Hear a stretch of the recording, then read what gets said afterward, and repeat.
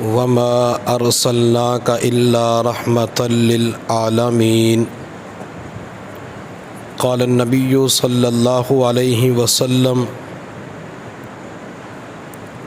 إن الله جعل العزة والوقار لمن تابع أمري وجعل الذلة والصغار على من خالف أمري أو كما قال عليه الصلاة والسلام سبحان ربك رب العزة عما يصفون وسلام على المرسلين والحمد لله رب العالمين اللهم صل على سيدنا محمد وعلى آل سيدنا محمد وبارك وسلم اللهم صل على سيدنا محمد وعلى آل سيدنا محمد وبارك وسلم اللهم صل على سيدنا محمد وعلى آل سيدنا محمد وبارك وسلم۔ نہ ہو ذکر مبارک آپ کا ورد زباں کیوں کر، نہ ہو ذکر مبارک آپ کا ورد زباں کیوں کر، میں ہوں روز ازل سے عاشق شیدا محمد کا صلی اللہ علیہ وسلم۔ فرشتے قبر میں پوچھیں گے گر تو کس کا ہے تو کہہ دوں گا ہوں بندہ خدا کا اور شیدا محمد کا۔ خدایا جب میری اس قالب خاکی سے جان نکلے زباں پر اس گھڑی جاری رہے کلمہ محمد کا۔ خدا بھی حشر میں پوچھے گا گر تو عاشق کس کا ہے تو کہہ دوں گا محمد کا محمد کا محمد کا۔ سید الاولین والآخرین، امام الانبیاء، امام المرسلین، تاجدار مدینہ، ساقی کوثر، شافی محشر، امام کائنات، محبوب رب العالمین، کونین کے شہزادے، احمد مجتبیٰ محمد مصطفیٰ صلی اللہ علیہ وسلم کے تذکرے میرے اللہ نے اپنے قرآن عظیم الشان کے اندر فرمائے ہیں۔ محبوب صلی اللہ علیہ وسلم کے چہرے کے بارے میں فرمایا والضحیٰ، محبوب صلی اللہ علیہ وسلم کی بکھری ہوئی سیاہ زلفوں کے بارے میں فرمایا واللیل اذا سجا، محبوب صلی اللہ علیہ وسلم کی مبارک آنکھوں کے بارے میں فرمایا ما زاغ البصر، محبوب صلی اللہ علیہ وسلم کے مبارک سینے کے بارے میں فرمایا الم نشرح لک صدرک، محبوب صلی اللہ علیہ وسلم کی مبارک پیٹھ کمر کے بارے میں فرمایا وَوَضَعْنَا عَنْكَ وِزْرَكَ الَّذِي أَنْقَضَ ظَهْرَكَ، محبوب صلی اللہ علیہ وسلم کے تذکروں کے بارے میں فرمایا وَرَفَعْنَا لَكَ ذِكْرَكَ، محبوب صلی اللہ علیہ وسلم کے قدمین کے بارے میں فرمایا لا تقم فیہ ابدا، محبوب صلی اللہ علیہ وسلم کے شہر مکہ کے بارے میں اللہ نے فرمایا لا اقسم بہذا البلد، محبوب صلی اللہ علیہ وسلم کی عمر کے بارے میں اللہ نے قسم اٹھائی لعمرک، نبی علیہ الصلوۃ والسلام کی ایک ایک ادا کا تذکرہ میرے اللہ نے اپنی لا ریب کتاب قرآن میں فرمایا ہے۔ حضور صلی اللہ علیہ وسلم کو میرے اللہ نے سب سے زیادہ حسین، جمیل اور خوبصورت بنایا تھا۔ آپ علیہ الصلاۃ والسلام سے بڑھ کر حسن اللہ نے نہ کسی نبی کو دیا، نہ رسول کو دیا، نہ کسی شخص کو دیا۔ اللہ نے سب سے زیادہ حسن آمنہ کے در یتیم کو عطا فرما دیا۔ حضرت حسن بن علی رضی اللہ تعالی عنہ نبی علیہ الصلاۃ والسلام کے نواسے ہیں۔ ان کی عمر تقریباً 7 سال کی تھی، تو انہوں نے ایک مرتبہ اپنے ماموں ہند بن ابی حالہ رضی اللہ تعالی عنہ سے کہا، ہند حضرت ختیجہ رضی اللہ تعالی عنہ کے بیٹے ہیں، ختیجہ کا نکاح حالہ کے ساتھ ہوا تھا، تو حالہ سے اللہ نے ایک بیٹا ہند عطا فرمایا۔ جب ختیجہ کا نکاح حضور صلی اللہ علیہ وسلم کے ساتھ ہوا تو ہند ختیجہ کے ساتھ نبی علیہ الصلاۃ والسلام کے پاس آ گئے۔ آپ علیہ الصلاۃ والسلام نے ہند کی تربیت فرمائی، اسی وجہ سے ہند کو آپ کا ربیب کہا جاتا ہے۔ تو گوئے کہ رشتے کے اندر یہ حضرت حسن کے ماموں لگتے ہیں۔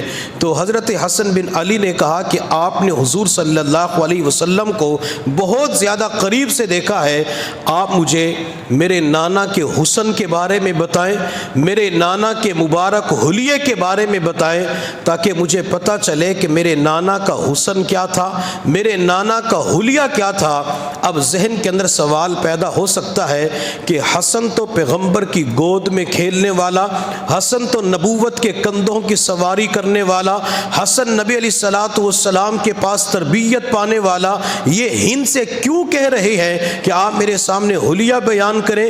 کیا حسن کو حلیہ یاد نہیں تھا؟ حسن کو حلیہ یاد تھا، حسن بچے تھے، لیکن نبی علیہ الصلاۃ والسلام کے تذکرے اور حلیے کو سن کر حضرات صحابہ کرام کی آنکھیں بھی ٹھنڈی ہوتی تھی، ان کے کان بھی ٹھنڈے ہوتے تھے۔ نبی علیہ الصلاۃ والسلام کے تذکرے کو سن کر حضرات صحابہ کرام کے پورے بدن کے اندر نور کی لہر دوڑ جایا کرتی تھی۔ حضرت ہند بن ابی حالہ رضی اللہ تعالی عنہ نے حضور صلی اللہ علیہ وسلم کا مبارک حلیہ بیان کرتے ہوئے کہا، کان رسول اللہ صلی اللہ علیہ وسلم فخما مفخما، آپ علیہ الصلاۃ والسلام اپنی ذات کے اعتبار سے عظیم تھے۔ میرے اللہ نے اپنے محبوب کو جو روب عطا فرمایا تھا، اس روب کے سامنے کوئی ٹھہر نہیں سکتا تھا۔ آپ علیہ الصلاۃ والسلام کے روب کی وجہ سے بعض مرتبہ لوگوں کے بدن پہ کپ کپی طاری ہو جایا کرتی تھی، اور میرے محبوب جب جہاد کے لیے کسی علاقے میں تشریف لے جاتے، محبوب اس علاقے کے اندر بعد میں پہنچتے تھے، آپ کا روب، آپ کا دبدبا اس علاقے کے اندر پہلے پہنچ جایا کرتا تھا۔ اللہ آپ کے روب کی وجہ سے آپ کو فتح عطا فرما دیا کرتے تھے۔ میرے محبوب صلی اللہ علیہ وسلم کی خدمت میں کافر آیا، آپ علیہ الصلاۃ والسلام کے سامنے بیٹھا تو اس کا پورا جسم کانپنا شروع ہو گیا۔ میرے پیغمبر نے اپنے پیارے لبوں پہ مسکراہٹ لاتے ہوئے اس کے چہرے کی طرف دیکھ کے فرمایا، پریشان نہ ہو، میں اس ماں کا بیٹا ہوں جو خشک گوشت کھایا کرتی تھی۔ نبی علیہ الصلاۃ والسلام نے اپنے بارے میں فرما دیا کہ میں اس والدہ کا بیٹا ہوں جس نے غربت کے اندر خشک گوشت کھایا تھا، آپ بالکل پریشان نہ ہو۔ جب نبی علیہ الصلاۃ والسلام نے محبت کا اظہار کیا، جمال دکھایا، وہ جمال محمدی کو دیکھ کے پھر مسکرا پڑتا ہے۔ اللہ نے آپ کو عظیم بنایا تھا۔ آپ صلی اللہ علیہ وسلم کا قد مبارک کیسے تھا؟ ہند بن ابی حالہ فرماتے، کان اطول من المربو و اقصر من المشذب، آپ علیہ الصلاۃ والسلام کا قد مبارک نہ بہت زیادہ لمبا تھا نہ بہت زیادہ چھوٹا تھا، قدر بلندی کی طرف مائل تھا، درمیانہ قد تھا۔ اور یہ میرے محبوب صلی اللہ علیہ وسلم کا معجزہ تھا کہ جب آپ اکیلے بیٹھے ہوتے تو درمیانہ قد نظر آیا کرتا تھا، اور جب صحابہ کرام کے درمیان بیٹھتے تھے تو سب سے اونچا قد میرے محبوب کا نظر آیا کرتا تھا۔ آپ صلی اللہ علیہ وسلم کے چچا حضرت عباس رضی اللہ تعالی عنہ تمام صحابہ کے اندر سب سے اونچا اور لمبا قد عباس کا تھا۔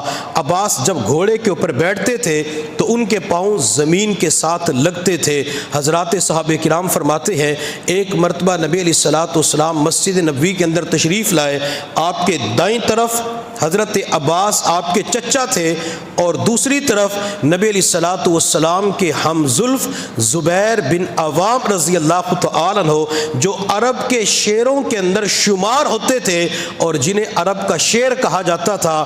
ان کا قد بھی اونچا اور لمبا تھا، دائیں طرف عباس اور بائیں طرف زبیر، ان دونوں کو لے کر نبی علیہ السلام جب مسجد کے اندر داخل ہوئے، صحابہ کرام فرماتے ہیں کہ ان دونوں سے اونچا قد معجزے کے طور پر آمنہ کے لال کا نظر آ رہا تھا۔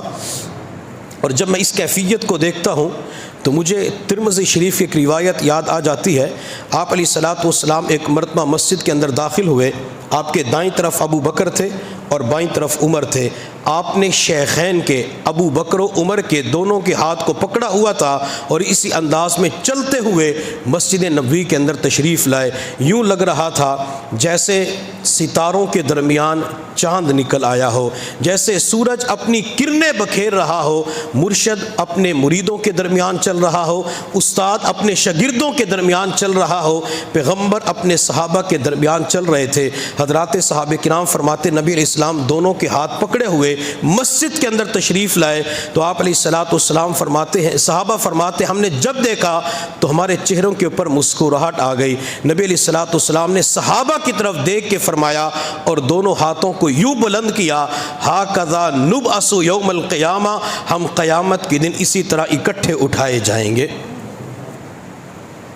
آپ علیہ الصلوۃ والسلام کا قد مبارک اونچا اور لمبا تھا۔ آپ علیہ الصلوۃ والسلام کا سر مبارک کیسے تھا؟ عظیم الحامتی۔ آپ علیہ الصلوۃ والسلام کا سر مبارک قدر اعتدال کے ساتھ بڑا تھا اور گلائی کے اندر تھا۔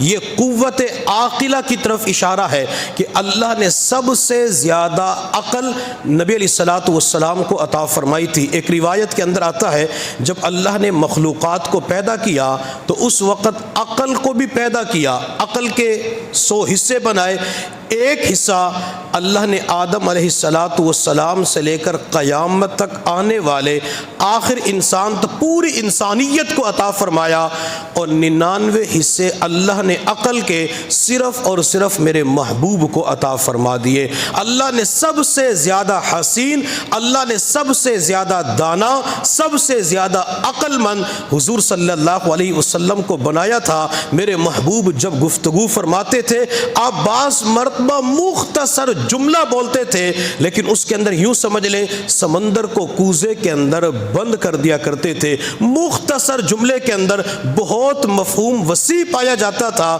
یہ آپ علیہ الصلوۃ والسلام کی قوت عاقلہ کی طرف اشارہ ہے۔ آپ علیہ الصلوۃ والسلام کے جو سر کے بال مبارک تھے یہ قدرے گھنگریالے تھے۔ آپ علیہ الصلوۃ والسلام کبھی کانوں کی لو تک بال رکھتے تھے، کبھی کندھے تک رکھتے تھے، کبھی کندھے اور کانوں کی لو کے درمیان رکھتے تھے، جنہیں وفرہ، لمہ اور جمہ کہا جاتا ہے۔ آپ علیہ الصلوۃ والسلام اپنے سر کے بالوں میں مانگ بھی نکالتے تھے، مانگ کبھی انگلیوں کے ذریعے سر کے درمیان سے مانگ نکالتے تھے، اور جب نبی علیہ الصلوۃ والسلام کے پاس کنگھی ہوتی تو آپ کنگھی کے ذریعے سر کے درمیان سے مانگ نکالتے تھے۔ میں تمام خواتین سے ایک درخواست کروں گا، مائیں جب اپنے بچوں کے سروں پہ تیل لگاتی ہیں، تیل لگانے کے بعد کنگھا کرتی ہے تو وہ دائیں اور بائیں سے کنگھا کرتی ہیں۔ یہ سنت کے خلاف ہے، نبی علیہ الصلوۃ والسلام کی تعلیم کے خلاف ہے۔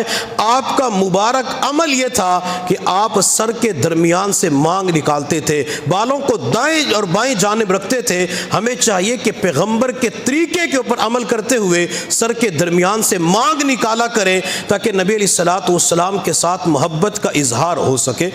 حضرت ابو محذورہ رضی اللہ تعالی عنہ کے جو سر کے اگلے حصے کے بال تھے یہ بہت بڑے تھے۔ جب وہ زمین پہ بیٹھتے تھے تو سر کے بال زمین کے ساتھ لگتے تھے، تو کسی نے کہا ابو محذورہ اپنے لمبے بالوں کو کیوں نہیں کٹواتے؟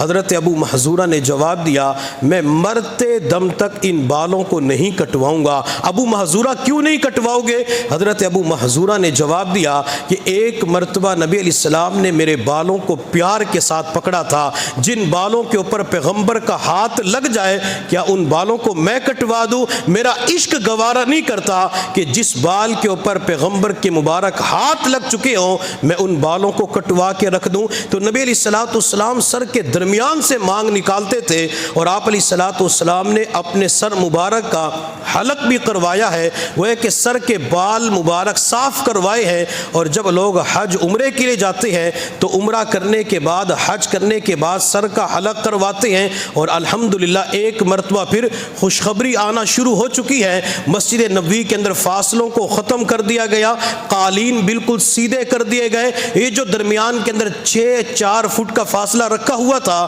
الحمدللہ کل مسجد نبوی کے اندر اس کو ختم کر دیا گیا، اور انشاءاللہ اللہ جلد وہ موقع لائے گا کہ حرم کی رونقیں ایک مرتبہ پھر بحال ہو جائیں گی۔ ہم حج عمرے کے سفر پہ جائیں گے، پھر اپنے سروں کو حلق کروائیں گے۔ جب سر کا حلق ہوگا تو نبی علیہ الصلوۃ والسلام نے اس بندے کو 3 دعائیں دی ہیں جو اپنے سر کا حلق کرواتے، اللہ اس بندے کے اوپر رحم فرما، ترس کھا لیجئے۔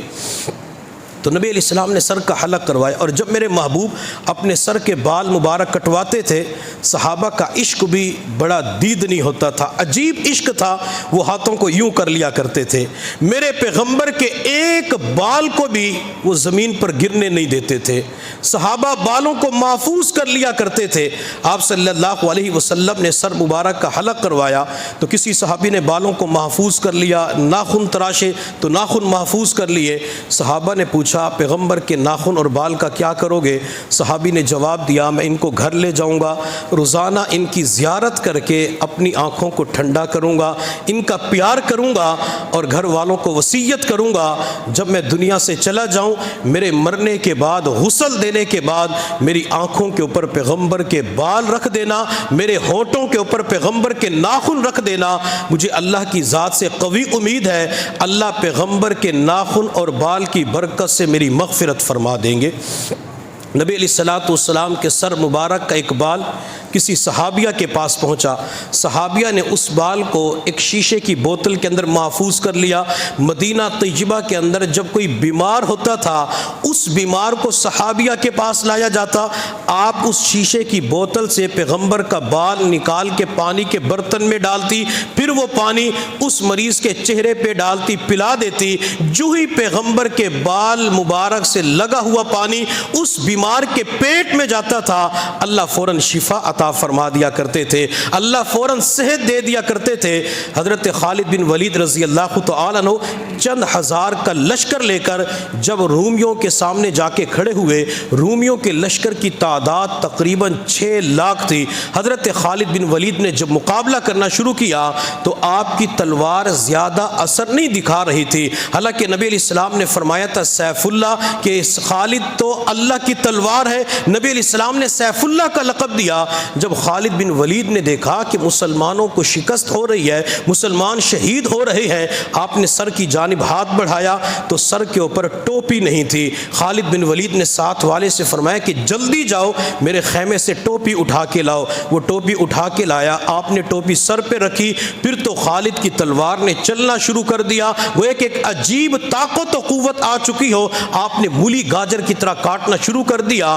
اللہ نے چند ہی لمحوں کے اندر میدان کا پانسا پلٹ کے رکھ دیا، صحابہ کو فتح مل گئی۔ تو کس نے خالد بن ولید سے کہا کہ خالد اس ٹوپی کے اندر راز کیا ہے، اس ٹوپی کی وجہ سے فتح ہو گئی؟ خالد بن ولید نے جواب دیا کہ اس ٹوپی کے اندر میرے پیغمبر کا ایک بال رکھا ہوا ہے، جب میں یہ ٹوپی پہن کے جاتا ہوں جس کے اندر پیغمبر کا صرف ایک ہی بال ہے، اللہ اس بال مبارک کی برکت سے مجھے کامیابی عطا فرما دیتی ہے۔ تو نبی علیہ الصلوۃ والسلام کے بالوں کو صحابہ کرام نے محفوظ کیا ہے۔ آپ علیہ الصلوۃ والسلام نے کانوں کی لو تک بال رکھے یا مکمل سر مبارک کا آپ نے حلق کروایا۔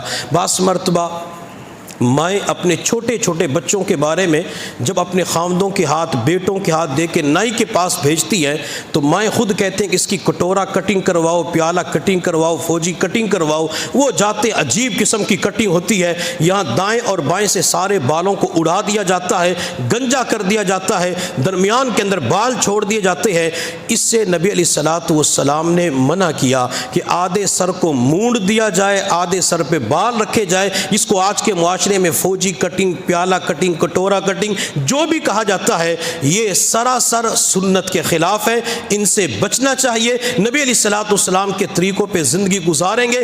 اگر سر کے اوپر سنت کے مطابق بال ہو تو مجھے اللہ کی ذات سے قوی امید ہے اللہ اس کے سر کو سر درد کی بیماری سے محفوظ فرما دیں گے۔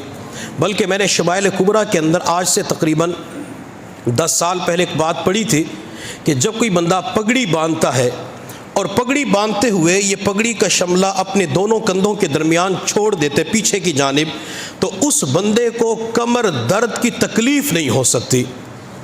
اگر پگڑی باندھی جائے اور اس کا شملہ دونوں کندھوں کے درمیان چھوڑ دیا جائے تو اللہ کمر درد کی بیماری کو ختم فرما دیتے ہیں۔ جس کے سر پہ سنت کے مطابق بال ہوں گے اللہ اس کے سر کی تمام بیماریوں کو ختم فرما دیں گے۔ بلکہ سنت کے مطابق اگر بال رکھے جائیں، نبی علیہ الصلوۃ والسلام کی تعلیمات کو سامنے رکھا جائے، اللہ بندے کا حافظہ قوی فرما دیتے ہیں۔ چونکہ سنت کے اندر نورانیت ہوتی ہے، سنت کے اندر کشش ہوتی ہے، سنت کے اندر اللہ نے ایک اثر رکھا ہے۔ جب سنت کے مطابق زندگی گزاری جاتی ہے اللہ بندے کو پھر ٹینشن فری زندگی عطا فرما دیتے ہیں۔ نبی علیہ الصلوۃ والسلام کی مبارک پیشانی کیسے تھی؟ واسی الجبین، آپ علیہ الصلوۃ والسلام کی مبارک پیشانی قدر کشادہ تھی۔ ایک صحابی رضی اللہ تعالیٰ عنہ فرماتے ہیں کہ جب میں نے نبی علیہ الصلوۃ والسلام کی مبارک پیشانی کو دیکھا تو مجھے یوں لگا گویا کہ پیشانی کے اندر سورج چل رہا ہو۔ سورج چلتے ہوئے مجھے پیغمبر کی مبارک پیشانی کے اندر نظر آیا۔ ازج الحواجب، آپ علیہ الصلوۃ والسلام کی بھویں مبارک بالکل باریک کچھ خمدار تھی، درمیان کے اندر ایک رگ تھی جو غصہ کے وقت ابھرتی تھی۔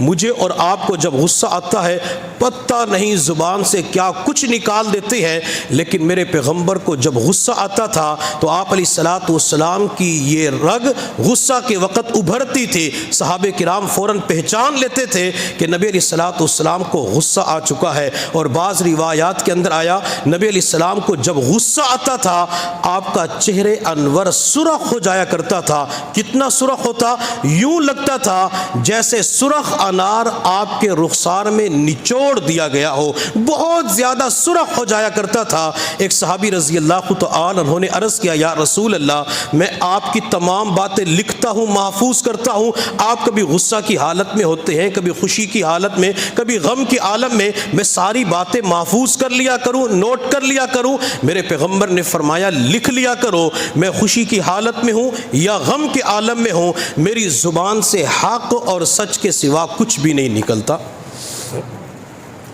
نبی علیہ الصلوۃ والسلام کی مبارک آنکھیں کیسی تھی؟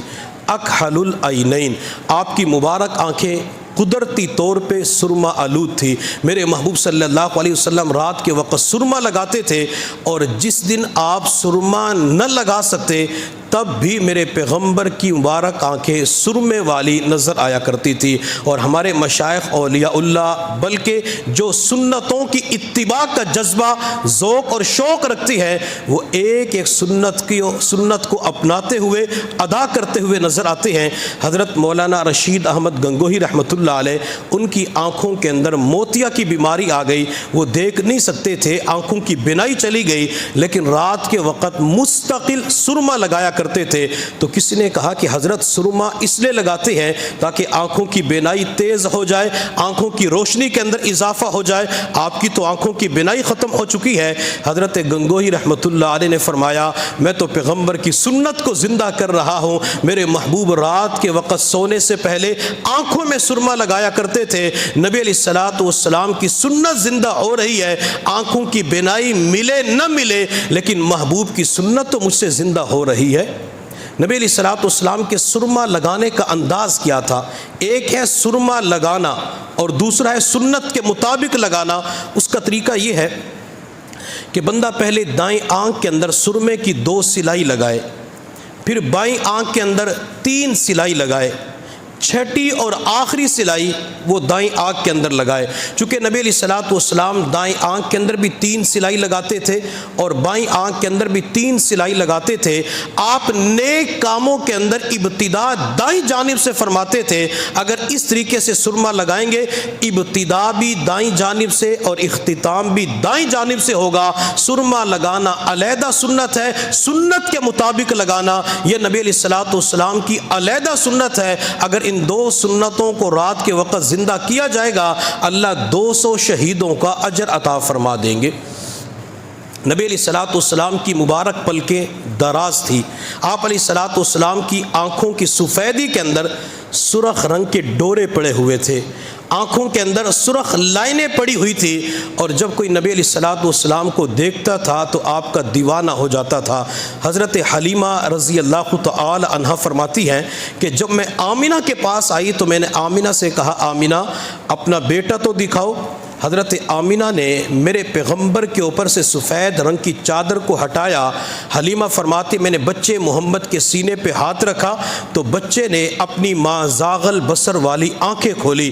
حلیمہ فرماتے لوگوں اللہ کی قسم میں نے بچے محمد کی آنکھ سے ایک نور نکلتا ہوا دیکھا جس نے پورے آسمان کو روشن کر دیا۔ نبی علیہ الصلوۃ والسلام کی آنکھوں کے اندر بھی ایک نور پایا جاتا تھا، اور یہ جہاں اللہ نے صوری نور عطا فرمایا تھا اللہ نے ایک مانوی نور بھی عطا فرمایا تھا۔ جب اس آنکھ کا نور ابو بکر پہ پڑتا ہے اللہ اسے صدیق بنا دیتے ہیں، جب پیغمبر کی آنکھ کا نور عمر پہ پڑتا ہے اللہ فاروق اعظم بنا دیتے ہیں، پیغمبر کی آنکھ کا نور عثمان پہ پڑتا ہے اللہ ذی النورین بنا دیتے ہیں، میرے پیغمبر کی آنکھ کا نور جب علی پہ پڑتا ہے اللہ شیر خدا بنا دیتے ہیں، جب میرے پیغمبر کی آنکھ کا نور حسن و حسین پہ پڑتا ہے اللہ جنتی نوجوانوں کا سردار بنا دیتے ہیں، میرے پیغمبر کی آنکھ سے نکلنے والی روشنی امیر معاویہ پہ پڑتی ہے اللہ کاتب وحی بنا دیتے ہیں، میرے پیغمبر کی آنکھ سے نکلنے والی روشنی عبداللہ بن عباس پہ پڑتی ہے اللہ مفسر قرآن بنا دیتے ہیں، عبداللہ بن مسعود پہ پڑتی ہے اللہ محدث بنا دیتے ہیں، حضرت عبداللہ بن عمر پہ پڑتی ہے اللہ فقیہ بنا دیتے ہیں، حتیٰ کہ میرے پیغمبر کی آنکھ سے نکلنے والی روشنی نور یہ جب کالے رنگ کے بلال پہ پڑتی ہے وہ بلال چلتا زمین پہ ہے لیکن قدموں کی آواز جنت کے اندر سنائی دیتی ہے۔ میرے محبوب صلی اللہ علیہ وسلم کی آنکھوں کے اندر بھی نور تھا، تو حلیمہ فرماتے کہ جب آنکھ سے نور نکلا اس نے پورے آسمان کو روشن کر دیا۔ کس نے حلیمہ کے بارے میں عجیب لوری کہی ہے، حلیمہ میں تیرے مقدراں تو صدقے، حلیمہ میں تیرے مقدراں تو صدقے، تو مدنی دا جھولا جھولے دی وی ہوسیں، سوہنے دا مکھڑا نورانی نورانی، تو تقدی تا رہیے چمیں دی وی ہوسیں، انگلی نپا کے وہڑے دے اندر خدا دے سجن نو ٹریں دی وی ہوسیں، کدی نال نزاکت دے وچ سوہنا اور رسدا وی ہوسی تو منیں دی وی ہوسیں، محبت دے وچ آ کے بوسے دی خاطر لباں کو لباں وچ ملیں دی وی ہوسیں، نوا کے سجا کے کجلا وی پا کے تو ٹھوڑی ہلا کے حسین دی وی ہوسے۔ نبی علیہ السلام کی آنکھوں کو اللہ نے خوبصورت بنایا تھا۔ میرے پیغمبر صلی اللہ علیہ وسلم کی ناک مبارک کا بانسا کیسے تھا؟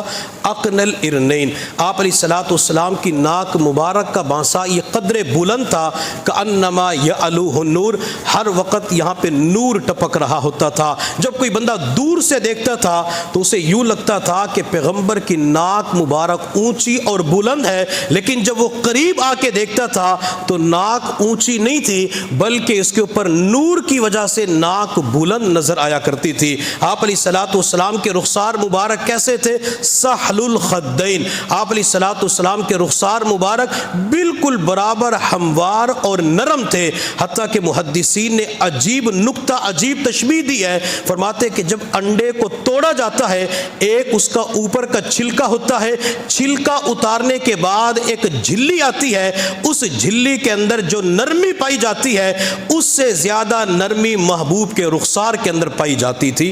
اللہ نے انڈے کی جھلی سے زیادہ محبوب کے رخسار مبارک کو نرم اور گداز بنایا تھا۔ آپ علیہ الصلوۃ والسلام کے رخسار مبارک کے اوپر جب پسینہ آتا تھا تو پسینہ کے قطرے موتیوں کی طرح چمکتے ہوئے نظر آتے تھے۔ یہ بعض مرتبہ اکثر حضرات ریواڑی والے جو ٹوپی موتیوں والی پہنتے ہیں، یہ اگر کبھی سورج کے سامنے کھڑے ہو جائیں یا روشنی کے اندر بچے اور بڑے بیٹھ جائیں تو ان کی ٹوپیاں چمکتی ہوئی نظر آتی ہے۔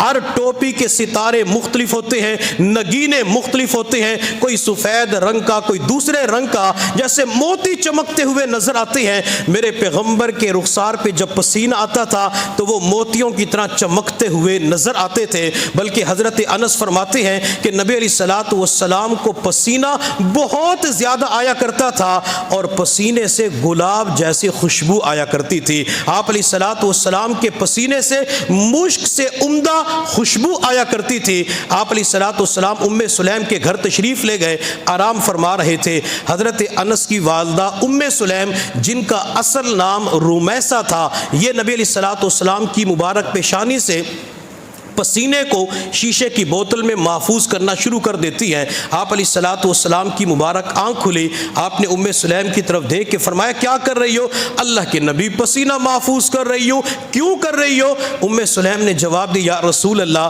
جب مدینہ کے اندر کسی لڑکی کی شادی ہوتی ہے اس کے پاس خوشبو نہیں ہوتی، میں آپ کی پیشانی کا پسینہ اس کے کپڑوں پہ لگا دیتی ہوں، جب تک کپڑے اس دلہن کے جسم پہ رہتے ہیں جسم سے عمدہ خوشبو آتی رہتی ہے۔ کسی کہنے والے نے کیا خوب کہا، ہے نظر میں جمال حبیب خدا، ہے نظر میں جمال حبیب خدا، جن کی تصویر سینے میں موجود ہے، جس نے لا کر کلام الہی دیا وہ محمد صلی اللہ علیہ وسلم مدینے میں موجود ہیں۔ پھول کھلتے ہیں پڑھ پڑھ کے صلی علی، جھوم کر کہہ رہی ہے یہ باد صبا، ایسی خوشبو چمن کے گلوں میں کہاں جو نبی کے پسینے میں موجود ہے۔ اللہ نے پسینے کو خوشبودار بنا دیا تھا۔ ایک صحابی رضی اللہ تعالی عنہ نبی علیہ الصلوۃ والسلام کے دروازے پہ آئے، دستک دی، آپ علیہ الصلوۃ والسلام بہر تشریف لائے تو آپ علیہ الصلوۃ والسلام نے ان سے پوچھا خیریت کے ساتھ آنا ہوا؟ اللہ کے نبی میری بیٹی کی شادی ہے اور میرے پاس خوشبو نہیں ہے، میں آپ سے خوشبو لینے کے لیے آیا ہوں۔ صحابہ کے مقدر پہ قربان جاؤں، کسی چیز کی ضرورت پڑتی تھی تو پیغمبر کے پاس فوراً چلے جایا کرتے تھے۔ صحابی کو خوشبو کی ضرورت پڑی تو نبی علیہ الصلوۃ والسلام کے دروازے پہ آ گئے کہ اس دروازے سے کوئی خالی نہیں جاتا، اس دروازے سے جو بھی مانگا جائے وہ ملتا ضرور ہے۔ نبی علیہ الصلوۃ والسلام نے فرمایا کہ تیرے پاس کوئی شیشے کی بوتل بھی ہے؟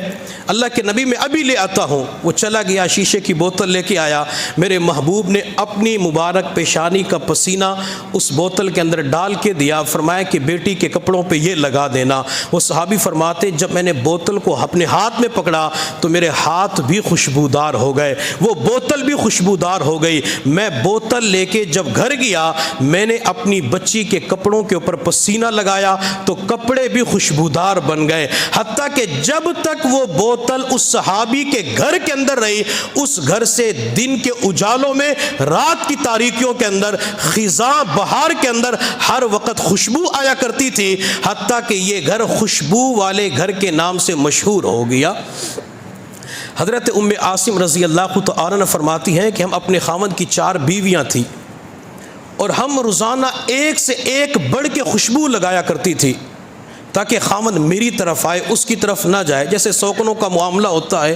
کہتی ہم خوشبو کی وجہ سے خاوند کو اپنی طرف مائل کرنے کی کوشش کرتی تھی، لیکن ہمارا خاوند جب بھی گھر کے اندر داخل ہوتا تھا تو اس کی خوشبو ہم چاروں کی خوشبو سے بڑھ کر اور عمدہ ہوتی تھی۔ حضرت ام عاصم فرماتے کہ ایک مرتبہ میری باری تھی تو میں نے اپنے خاوند سے کہا کہ سچ بتاؤ کون سی خوشبو لگاتے ہو، کہاں سے منگواتے ہو تاکہ میں وہ خوشبو لگاؤں تو میرے جسم سے عمدہ خوشبو آئے، آپ میری طرف مائل ہو جائے۔ صحابی رضی اللہ تعالی عنہ نے جواب دیا میں تو خوشبو نہیں لگاتا۔ بیوی کہنے لگی آپ کے جسم سے اتنی عمدہ خوشبو آتی ہے کہ چاروں بیویوں کی خوشبو سے بڑھ جاتی ہے۔ تو صحابی نے جواب دیا اپنی بیوی کو کہ ایک مرتبہ میرے پورے بدن کے اوپر دانے نکل آئے، میں نبی علیہ الصلوۃ والسلام کی خدمت میں حاضر ہوا، میں نے عرض کیا یا رسول اللہ پورا جسم دانوں کے ساتھ بھر چکا ہے، تکلیف ہوتی ہے، پیپ نکل آتی ہے۔ تو آپ علیہ الصلوۃ والسلام نے فرمایا قمیص اتارو۔ صحابی فرماتے میں نے قمیص اتار دی، آپ علیہ الصلوۃ والسلام نے میری کمر کے اوپر، میرے پیٹ کے اوپر یوں ہاتھ پھیرا۔ یہ صحابی اپنی بیوی سے فرماتے ہیں اللہ کے نبی نے ہاتھ پھیرا تو دو نعمتیں مل گئی، ایک تو اسی وقت میرے سارے دانے ختم ہو گئے، اور جس دن اللہ کے نبی نے میرے بدن پہ ہاتھ پھیرا اس دن سے لے کر آج تک میری کمر اور جسم سے عمدہ خوشبو آ رہی ہے۔ نبی علیہ السلام ہاتھ پھیرتے تھے تو اس کے جسم سے عمدہ خوشبو آ جاتی تھی۔ حضرت جابر رضی اللہ تعالیٰ عنہ، یہ وہ شخصیت، وہ صحابی ہے جنہوں نے تقریباً 2000 مرتبہ نبی علیہ الصلوۃ والسلام کے پیچھے نماز پڑھی ہے۔ حضرت جابر فرماتے میں چھوٹا بچہ تھا، نبی علیہ السلام نماز پڑھا کے باہر تشریف لے جا رہے تھے، میں آپ کے سامنے آ گیا تو نبی علیہ الصلوۃ والسلام کے سامنے مختلف بچے آ رہے تھے، آپ کسی کے سر پہ ہاتھ پھیر رہے تھے، کسی کو سلام کر رہے تھے، دعا دے رہے تھے۔ جابر فرماتے ہیں کہ جب میری باری آئی، میں نبی علیہ الصلوۃ والسلام کے قریب ہوا تو مجھ سے فرمایا کہ تیرا نام کیا ہے؟ میں نے اپنا نام بھی بتلایا، اپنے والد کا نام بھی بتلایا، تو اللہ کے نبی کے چہرے پہ مسکراہٹ آ گئی کہ میں نے بچے سے صرف اسی کا نام پوچھا تھا، اس نے تو اپنے والد کا نام بھی بتلا دیا۔ آپ نے فرمایا بیٹا میرے قریب آؤ۔ فرماتے میں اللہ کے نبی کے قریب ہوا، آپ نے میرے سر کے اوپر بھی ہاتھ پھیرا اور میرے چہرے کے اوپر بھی ہاتھ پھیر دیا۔ حضرت جابر فرماتے ہیں جب اللہ کے نبی نے میرے چہرے کے اوپر ہاتھ پھیرا، میں اس دن سے لے کر آج تک نبوت کے ہاتھوں کی ٹھنڈک اپنے سینے کے اندر محسوس کر رہا ہوں۔ اور حضرت جابر فرماتے ہیں اللہ کے نبی نے جب میرے چہرے کے اوپر ہاتھ پھیرا تو اس وقت مجھے پیغمبر کے ہاتھوں سے عمدہ خوشبو آ رہی تھی۔ اللہ نے ہاتھوں کو خوشبودار بنا دیا تھا، اللہ نے پیغمبر کے پسینے کو خوشبودار بنا دیا تھا، نبی علیہ السلام کے پسینے سے عمدہ خوشبو آیا کرتی تھی۔ حضرت مولانا قاسم نانوتوی رحمۃ اللہ علیہ نے ایک مرتبہ باغیچہ لگایا تو فرمایا کہ یہاں پہ گلاب لگا دیا جائے، تو کسی نے کہا کہ حضرت چنبیلی کی خوشبو زیادہ ہوتی ہے، ہم چنبیلی لگا دیتے ہیں۔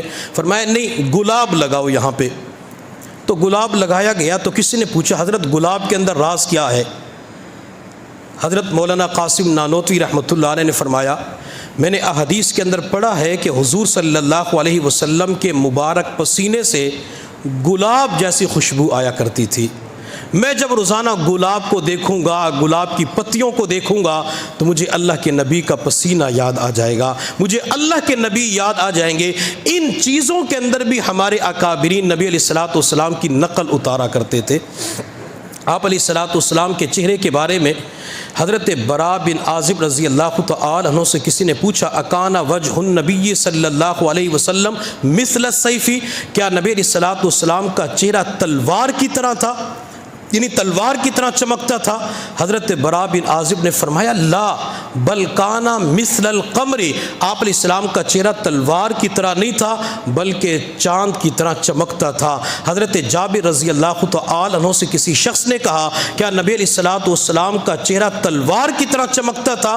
حضرت جابر نے فرمایا لا بل کانا مثل الشمس والقمر وکانا مستدیرا، آپ علیہ الصلوۃ والسلام کا چہرہ انور سورج اور چاند کی طرح تھا، اور گولائی کے اندر اللہ نے اپنے محبوب کا چہرہ انور بنایا تھا۔ چہرہ لمبا ہو جائے تو عیب دار نظر آتا ہے، بہت زیادہ گول ہو جائے تو ٹھوڑی اندر چلی جاتی ہے، یہ بھی عیب نظر آتا ہے۔ اللہ نے میرے محبوب کا تھوڑا سا بلند اور گولائی کے اندر چہرہ انور بنایا تھا، جو بھی دیکھتا تھا وہ نبی علیہ الصلوۃ والسلام کو دیکھنے کے اندر اتنا محو ہو جاتا تھا کہ اسے ہر چیز بھول جایا کرتی تھی۔ خیبر کے میدان میں جب نبی علیہ الصلوۃ والسلام کا حضرت صفیہ رضی اللہ تعالی عنہ کے ساتھ نکاح ہوا، صفیہ پیغمبر کے پاس آئی، آپ نے رات خیبر کے میدان میں گزاری اور صبح ولیمہ بھی خیبر کے میدان میں کیا۔ نبی علیہ الصلوۃ والسلام نے رات کے وقت صفیہ کے آنکھوں پہ نیلے رنگ کے نشان دیکھے تو آپ علیہ الصلوۃ والسلام نے فرمایا صفیہ یہ تیری آنکھوں پہ نیلے رنگ کے نشان کیوں ہیں؟ حضرت صفیہ نے جواب دیا یا رسول اللہ صلی اللہ علیہ وسلم میں ابھی تک مسلمان نہیں ہوئی تھی، میں نے چند دن پہلے ایک خواب دیکھا، میں نے اپنا وہ خواب خاوند کو سنایا کہ خواب کے اندر میں نے دیکھا کہ آسمان سے چاند میری گود میں آ گرا ہے۔ میں نے اپنی گود کے اندر چاند کو دیکھا تو میرے خاوند نے زوردار مجھے تھپڑ مارا اور کہنے لگا کیا تو یثرب کے بادشاہ سے نکاح کرنا چاہتی ہے؟ کیا تو مدینہ کے بادشاہ محمد مصطفیٰ کے ساتھ رہنا چاہتی ہے؟ حضرت صفیہ کہنے لگی یا رسول اللہ مجھے اس وقت بڑی تکلیف ہوئی، نشان پڑ گئے، وقت گزرتا رہا، پھر اللہ رب العزت نے مجھے ایمان کی دولت عطا فرمائی، آپ کے ساتھ نکاح کر کے اللہ رب العزت نے چاند کی صورت میں آپ مجھے عطا کر کے میرے خواب کو پورا فرما دیا۔ نبی علیہ الصلوۃ والسلام کو اللہ نے اتنا بہترین حسن و جمال عطا فرمایا تھا اور چہرے کے اندر خوبصورتی اللہ نے اتنی رکھ دی تھی۔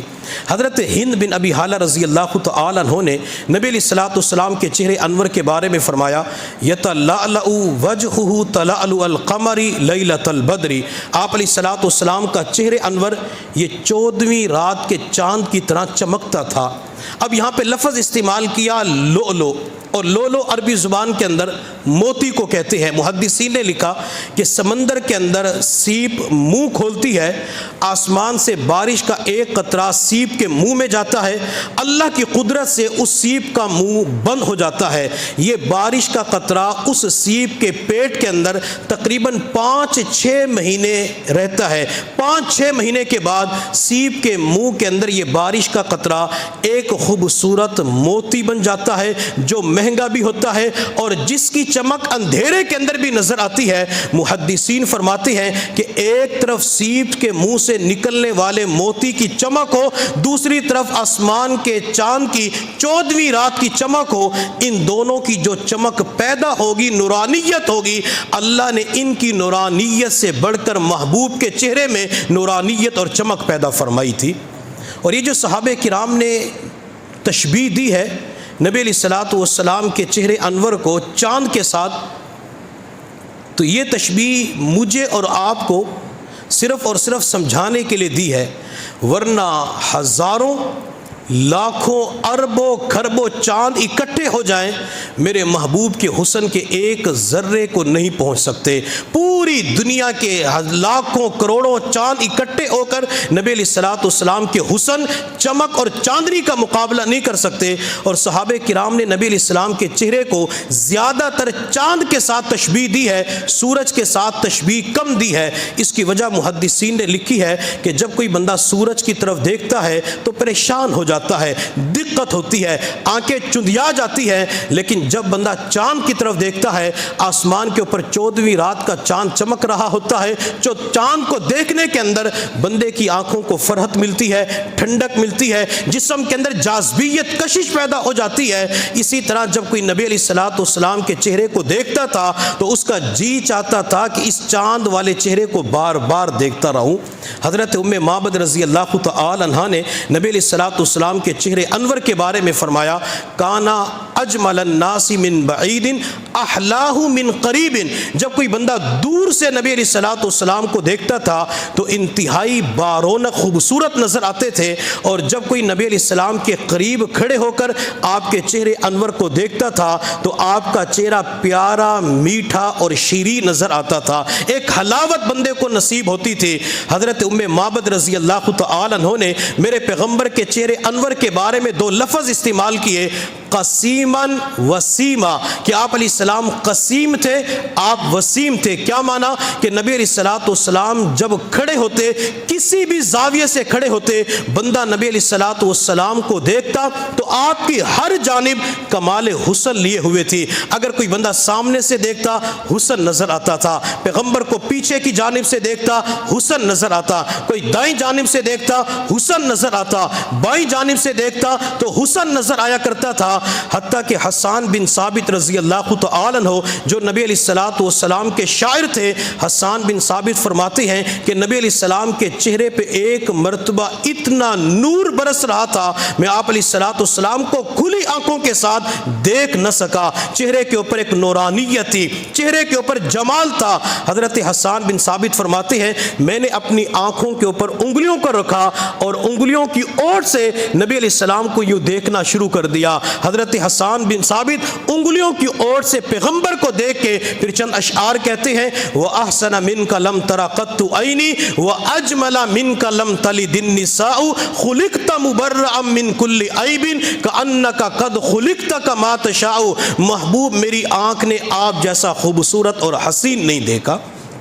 اللہ نے اتنا خوبصورت چہرہ محبوب کا بنایا تھا۔ حضرت جابر رضی اللہ تعالیٰ عنہ فرماتے ہیں نبی علیہ السلام مسجد نبوی کے اندر لیٹے ہوئے تھے، آسمان پہ 14ویں رات کا چاند پورے آب و تاب کے ساتھ چمک رہا تھا، نبی علیہ السلام کے اوپر ایک سرخ چادر پڑی ہوئی تھی۔ میں کبھی نبی علیہ السلام کی طرف دیکھتا، کبھی آسمان کے چاند کو دیکھتا، میں سوچنے لگا یہ خوبصورت ہے یا وہ خوبصورت ہے، یہ زیادہ حسین ہے یا وہ حسین ہے، اس کے اندر چمک زیادہ ہے یا آسمان کے چاند میں چمک زیادہ ہے، یہاں نورانیت زیادہ ہے یا نورانیت وہاں زیادہ ہے، اس کو دیکھ کر ٹھنڈک ملتی ہے یا اسے دیکھ کے ٹھنڈک ملتی ہے، اسے دیکھ کے فرت ملتی ہے یا اسے دیکھ کے فرت ملتی ہے۔ حضرت جابر فرماتے میں سوچتا رہا، بالآخر میرے دل نے فیصلہ کر دیا کہ یہ چاند آسمان کے چاند سے کئی گنا زیادہ خوبصورت ہے۔ پھر کسی کہنے والے نے کیا خوب کہا، چاند سے تشبیہ دینا یہ کہاں کا انصاف ہے، چاند سے تشبیہ دینا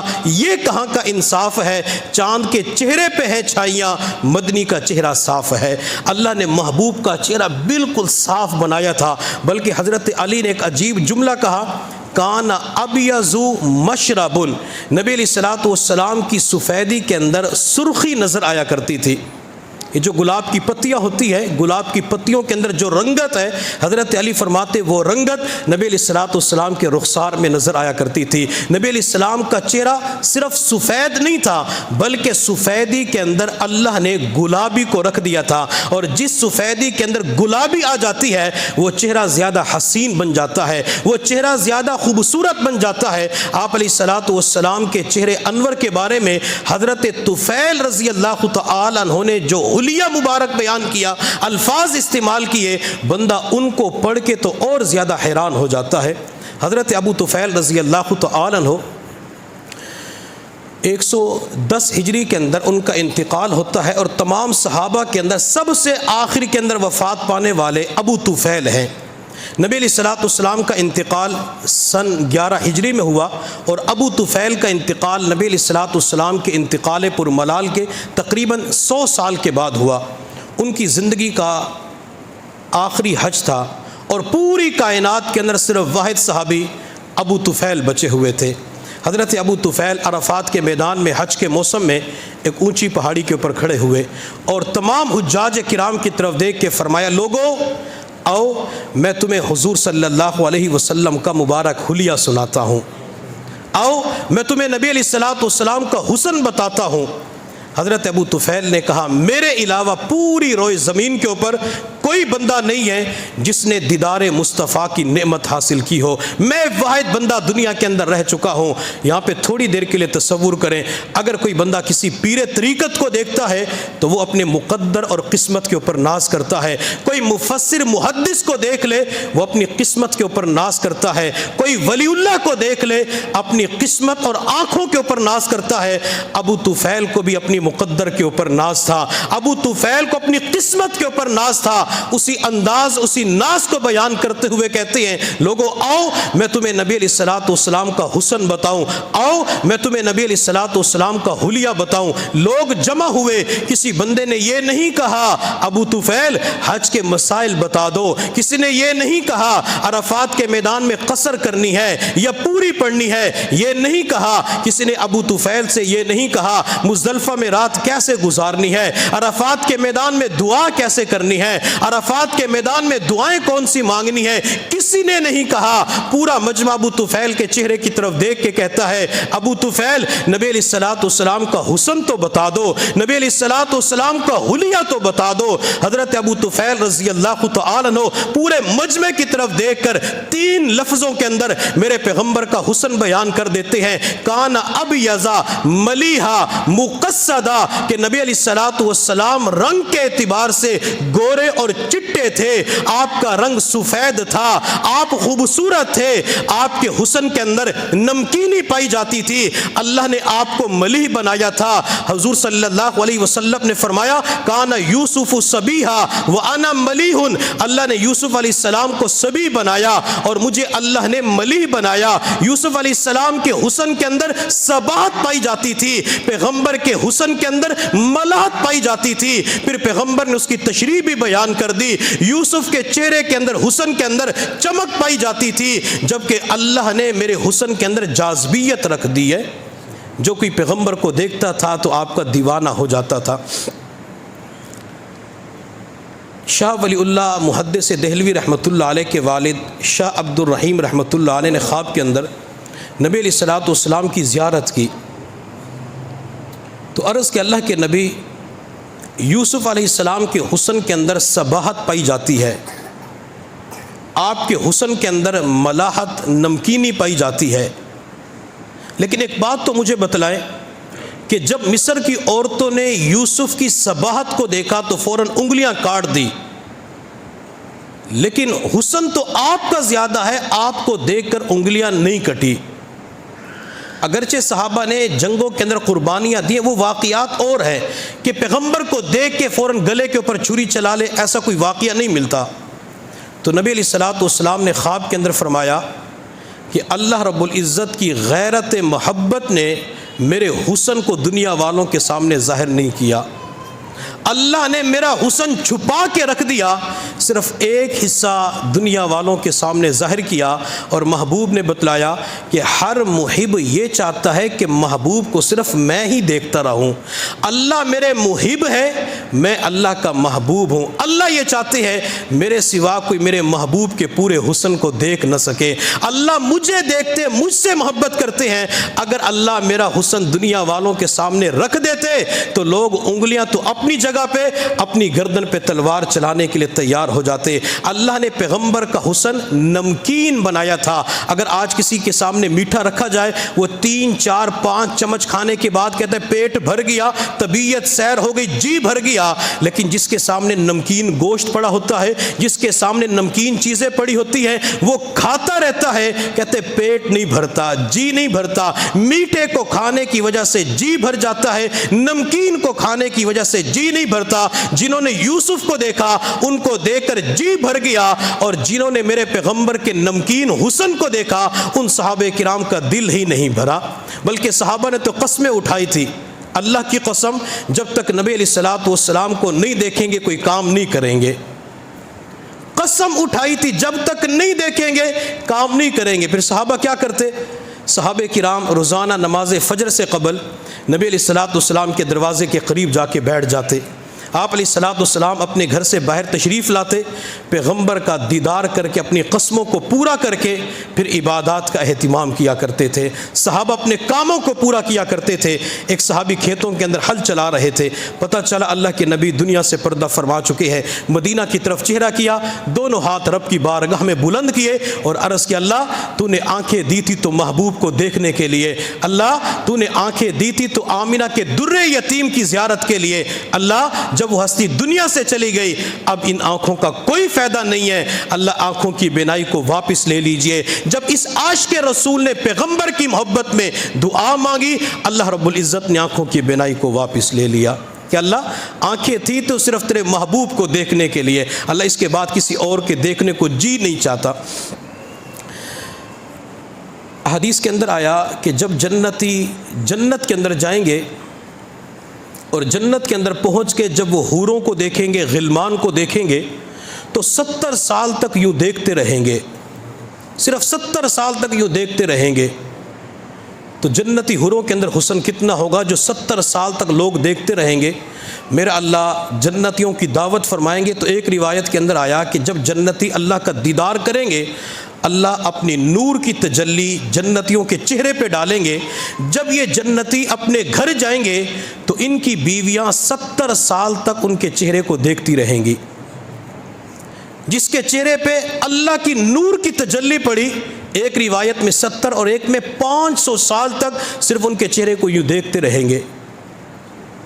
تو اگر اللہ کے نور کی تجلی پڑے، اللہ دیدار کروائے تو لوگوں کا یہ حال ہے، اور جب میرے اللہ نے محبوب کو عرشوں کے اوپر اپنا دیدار کروایا تو اس وقت حسن کی کیا کیفیت تھی؟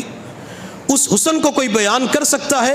اگر اللہ نے جو تجلی محبوب کے چہرے پہ عرش کے اوپر ڈالی تھی، اگر وہی حسن دنیا کے اندر آ جاتا تو صحابہ دیکھ نہیں سکتے تھے۔ اللہ نے محبوب کا حسن چھپا کے رکھ دیا، اور اسی وجہ سے اللہ نے تمام انبیاء کو معراج زمین پہ کروائی۔ لیکن جب اللہ نے اپنے محبوب کو دیکھنا تھا تو اللہ تو چونکہ ہر کائنات کے اندر ہر چیز کو دیکھ رہے، اللہ یہ چاہتے تھے محبوب کو تنہائی کے اندر دیکھوں۔ پھر اللہ نے عرشوں کے اوپر اپنے پاس بلا کے محبوب کا دیدار کیا۔ اللہ نے اپنا بھی دیدار کروایا، محبوب کو بھی دیکھا۔ اللہ نے اتنا حسن نبی علیہ الصلوۃ والسلام کو عطا فرمایا تھا۔ حضرت عائشہ صدیقہ رضی اللہ تعالی عنہا فرماتی ہے کہ میں ایک مرتبہ اپنے حجرے کے اندر کپڑوں کی سلائی کر رہی تھی، سوئی میرے ہاتھ سے نیچے گر گئی۔ جب میں نے سوئی تلاش کی مجھے مل نہ سکی، میں بڑی پریشان ہو گئی۔ حجرے کے اندر اندھیرا تھا۔ نبی علیہ الصلوۃ والسلام کمرے کے اندر داخل ہوئے اور آپ نے جو ہی اپنا قدم مبارک اندر رکھا، میرے پیغمبر کے چہرے انور کی نور کی شعائیں جب عائشہ کے حجرے پہ پڑی تو پورا حجرہ جگمگا اٹھا، پورا حجرہ روشن ہو گیا۔ حضرت عائشہ فرماتی میری گم شدہ سوئی بھی چمک اٹھی، میں نے جلدی سے سوئی اٹھائی اور مسکرا پڑی۔ حضور صلی اللہ علیہ وسلم نے فرمایا عائشہ کیوں مسکرا رہی ہو؟ میں نے جواب دیا میری سوئی گم ہو چکی تھی، نہیں مل رہی تھی۔ آپ اندر داخل ہوئے، آپ کے چہرے انور کی نور کی شعائیں میری سوئی پہ پڑی تو میری گم شدہ سوئی چمک اٹھی۔ نبی علیہ الصلوۃ والسلام جلال میں آئے اور آپ نے فرمایا الویل عائشہ، اس بندے کے لیے ہلاکت اور بربادی ہے جو میرے چہرے کے دیدار سے محروم کر دیا جائے۔ حضرت عائشہ صدیقہ فرماتی میں نے عرض کہ اللہ کے نبی کون بدبخت ہے جو آپ کا دیدار نہیں کر سکے گا؟ میرے محبوب نے فرمایا عائشہ ہر بندہ میرا دیدار کر سکے گا مگر بخیل آدمی میرا دیدار نہیں کر سکے گا۔ میں امی عائشہ صدیقہ کی عظمت کے اوپر قربان جاؤں، امی عائشہ صدیقہ نے میرے اور آپ کے لیے مسئلے کو اور زیادہ آسان کر دیا۔ امی جان نے کہا یا رسول اللہ بخیل کون ہوتا ہے؟ آپ علیہ الصلوۃ والسلام نے فرمایا عائشہ جس بندے کے سامنے میرا نام نامی اسم گرامی محمد ذکر ہو جائے وہ میرے نام کو سن کے میری ذات پہ درود نہ پڑھے، یہ بخیل ہوتا ہے اور قیامت کے دن میرا دیدار نہیں ہو سکے گا۔ کسی کہنے والے نے کیا خوب کہا، اے محمد مصطفیٰ صلی اللہ علیہ وسلم، اے محمد مصطفیٰ احمد مجتبیٰ، کہنے لگے کل انبیاء بلغ العلا بکمالہ، چہرہ ہے آپ کا والضحیٰ بدر الدجا نور الہدا، دنیا کو روشن کر دیا کشف الدجا بجمالہ، تھا آپ کا خلق بے بہا جس پر زمانہ ہے گواہ، یہ چرچا ہوا جا بجا حسنت جمیع خصالہ، خاکی کرے گا صفت کیا جن کو خود خدا نے کہا صلو علیہ وآلہ صلی اللہ علیہ وسلم۔ تو اللہ نے محبوب کو اتنا بہترین حسن عطا فرمایا تھا۔ آپ علیہ الصلوۃ والسلام کے چہرے انور کو جو دیکھتا تھا وہ آپ کا دیوانہ ہو جایا کرتا تھا۔ آپ علیہ الصلوۃ والسلام کا منہ مبارک کیسے تھا؟ ذلیع الفم۔ آپ علیہ الصلوۃ والسلام کا منہ مبارک قدر کشادہ تھا، ہر وقت بات چیت کرتے ہوئے لبوں پہ مسکراہٹ رہتی تھی۔ آپ کے سامنے والے دانتوں کے درمیان قدر خلا تھا، جب میرے پیغمبر گفتگو فرماتے تھے تو سامنے والے دانتوں کے درمیان سے نور کی شعائیں پھوٹ رہی ہوتی تھی۔ بلکہ ایک روایت کے اندر صحابی فرماتے ہیں جب نبی علیہ الصلوۃ والسلام کے دانتوں کے درمیان سے نور نکلتا تھا وہ نور ہمیں دیوار کے اوپر نظر آیا کرتا تھا۔ جس پیغمبر کے منہ مبارک سے نکلنے والا نور دیوار کے اوپر نظر آتا تھا تو اس پیغمبر کے مبارک رخسار کے اندر کتنا حسن ہوگا، کتنا نور اللہ نے رکھا تھا۔ آپ علیہ الصلوۃ والسلام کے غزوہ احد کے موقع پہ دندان شہید ہوئے تو بعض مرتبہ لوگ کہتے کہ 4 دانت مبارک شہید ہوئے، 4 دندان شہید نہیں ہوئے تھے بلکہ صرف ایک آپ کا دانت مبارک شہید ہوا تھا۔ یہ جو اوپر والے سامنے والے دانت ہیں انہیں ثنایا علیہ کہا جاتا ہے، نیچے والے جو دانت ہیں تو ماہر قرات جانتے ہیں انہیں ثنایا سفلا کہا جاتا ہے، اور اس کے ساتھ والے نیچے کے اندر جو دانت ہے اسے رباعی کہا جاتا ہے۔ یہ دانت نبی علیہ الصلوۃ والسلام کا احد کے میدان کے اندر شہید ہوا اور جڑ سے نہیں نکلا تھا، تو بعض لوگوں نے रुबाई को लेते हुए, चूँकि रुबाई 4 को कहा जाता है, तो कहते 4 दांत शहीद हो गए। 4 शहीद नहीं हुए थे बल्कि 1 दांत शहीद हुआ था। जब पैगंबर का दांत मुबारक शहीद हुआ तो हज़रत अबू उबैदा रज़ी अल्लाह तआला अन्हु, ये नबी अलैहिस्सलातु वस्सलाम के करीब थे। अबू उबैदा का असल नाम आमिर बिन अब्दुल्ला बिन जराह था, और इनके बारे में नबी अलैहिस्सलातु वस्सलाम ने फरमाया, हर उम्मत का एक अमीन होता है और मेरी उम्मत का अमीन अबू उबैदा बिन जराह है। तो आप अलैहिस्सलातु वस्सलाम ने अबू उबैदा को बुलाया।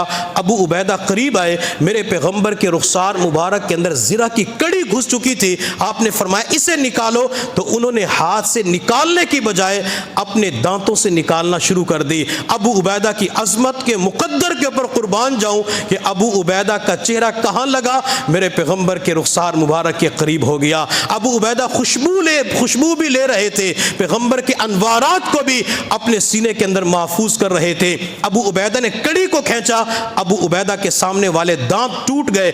अगर बंदे के सामने वाले दांत टूट जाएं, हुस्न के अंदर, खूबसूरती के अंदर कमी आ जाती है। लेकिन अबू उबैदा फरमाया करते थे, लोगों अल्लाह की कसम, पैगंबर की वजह से मेरे सामने वाले दांत टूटे, अल्लाह ने चेहरे के अंदर और ज्यादा हुस्न पैदा फरमा दिया। नबी अलैहिस्सलाम के रुखसार मुबारक, मुंह मुबारक खून से भर चुका था। मालिक बिन सिनान आगे बढ़े और पैगंबर के मुंह मुबारक से निकलने वाले खून को पीना शुरू कर दिया। आप अलैहिस्सलाम ने फरमाया, मालिक ये क्या कर रहे हो? हज़रत मालिक ने कहा, या रसूल अल्लाह, आज आशिक को छोड़ दीजिए, आशिक जो करता है करने दीजिए।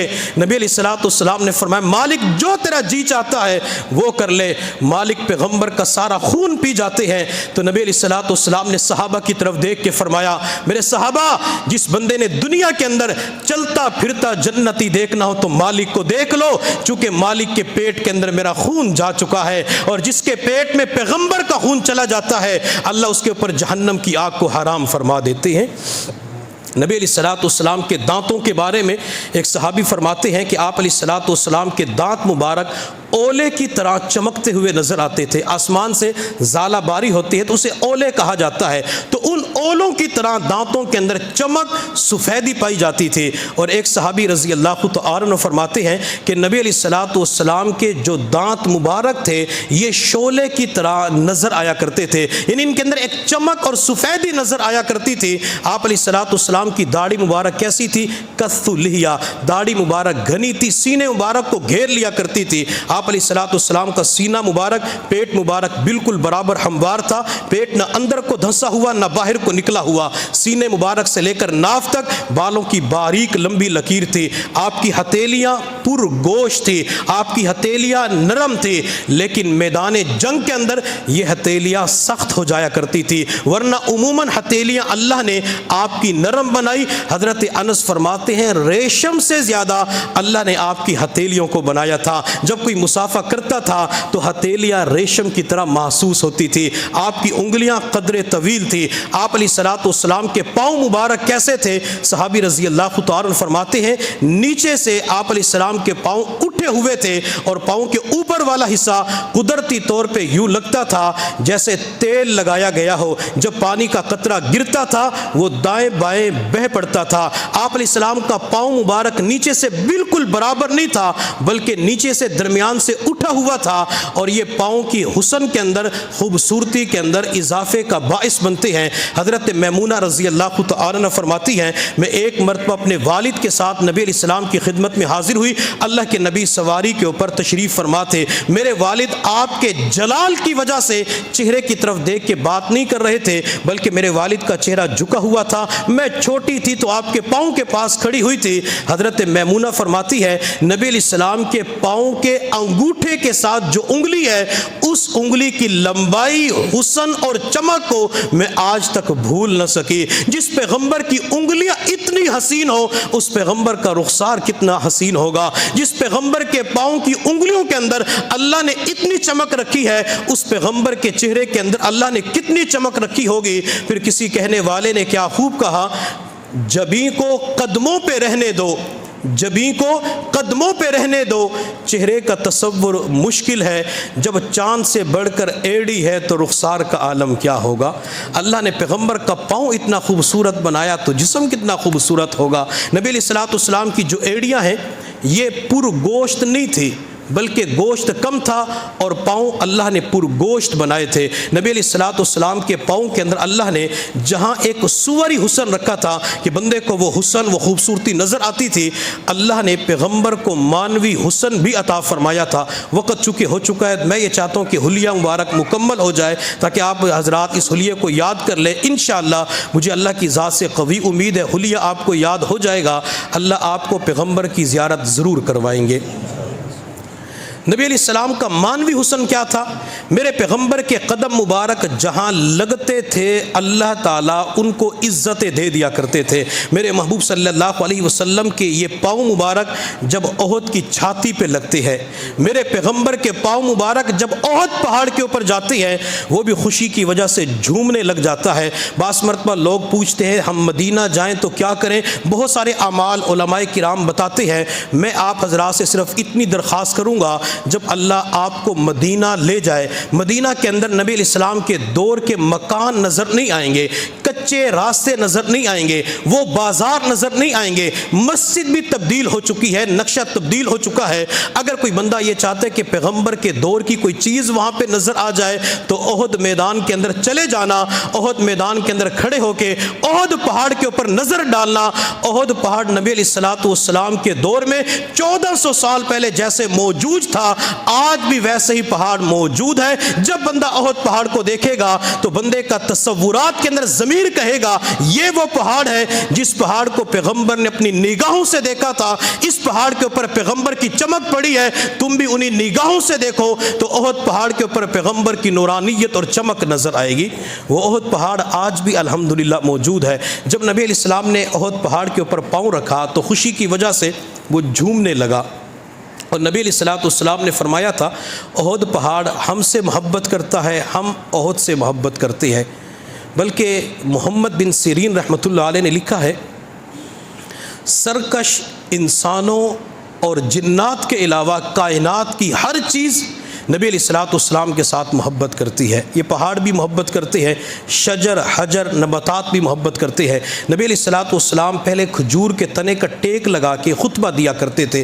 جب آپ کے لیے لکڑی کا ممبر بنایا گیا، آپ ممبر کے اوپر تشریف لائے تو مسجد نبوی کے اندر رونے کی آواز آئی، جیسے اونٹنی کا بچہ اپنی ماں سے جدا ہو جاتے تو وہ روتا ہے، تو اسی طرح مسجد نبوی کے اندر رونے کی آواز آئی۔ نبی علیہ السلام نے دیکھا تو اسی تنے کے اندر سے رونے کی آواز آ رہی تھی۔ اب یہ ایک بے جان چیز ہے، لیکن علماء کرام محدثین فرماتے ہیں کہ جیسے عقل والے فہم و ادراک والے روتے ہیں، اسی طرح وہ کھجور کا تنا بھی رو رہا تھا۔ نبی علیہ السلام نیچے تشریف لائے، آپ علیہ السلام نے اس تنے کو اپنی آغوش رحمت میں لے لیا۔ جس طرح ماں اپنے بچے کو چپ کراتے ہوئے سینے کے ساتھ لگا لیتی ہے، میرے پیغمبر نے اس تنے کو اپنے سینے کے ساتھ لگایا۔ آپ علیہ السلام نے اس تنے کو تسلی دی۔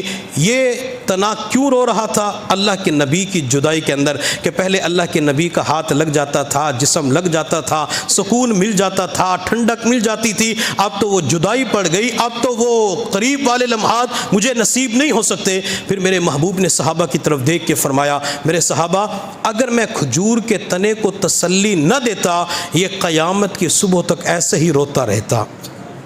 نبی علیہ السلام کے ساتھ یہ چیزیں بھی محبت کرتے ہوئے نظر آتی ہیں۔ تو جب میرے محبوب کے پاؤں احد پہاڑ کی چھاتی پہ لگے، احد پہاڑ کے اوپر آئے، وہ خوشی کی وجہ سے جھومنے لگا، لرزنے لگا، تو نبی علیہ السلام نے اپنا پاؤں مبارک احد کے اوپر مارا اور فرمایا فَإِنَّمَا عَلَيْكَ نَبِيٌّ وَصِدِّيقٌ وَشَهِيدَانِ، تیرے اوپر اس وقت ایک نبی ہے، ایک صدیق ہے اور 2 شہید کھڑے ہوئے ہیں۔